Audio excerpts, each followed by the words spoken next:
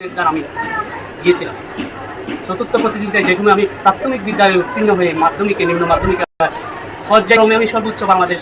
তাদেরকে প্রথমে আমি ধন্যবাদ জানাই। জীবনের প্রতিযোগিতাটা তখনই শুরু হয়ে গেছে যখন আমার জন্মলগ্ন যেই দিন আমি 3 মাসের মাথায় আমার মায়ের গর্ভে ধারণ করি।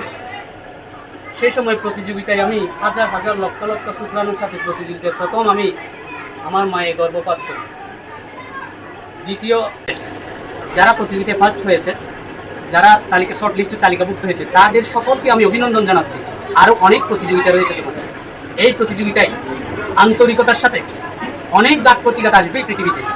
সেই ঘাত প্রতিঘাত কৌশলের মাধ্যমে, সূক্ষ্ম বিবেচনার মাধ্যমে, নিজের নফসের সাথে নিজের সাথে যুদ্ধ করে অনেক কিছু ভালো লাগবে না, করতে মন চাইবে না, এই চাইবে না বিপরীতে গিয়ে করতে বসা, এটাই হচ্ছে নিজের সাথে প্রতিযোগিতা করা।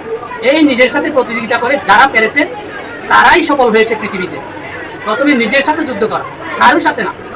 আমাদের সাথে আরও 100 জন পরীক্ষার মধ্যে এই রচনা প্রতিযোগিতাতে অংশগ্রহণ করছিল না? মুষ্টি কয়েকজন এখানে শর্ট লিস্ট করে আমরা কয়েকজনকে প্রথম তালিকায় নিয়ে আসি।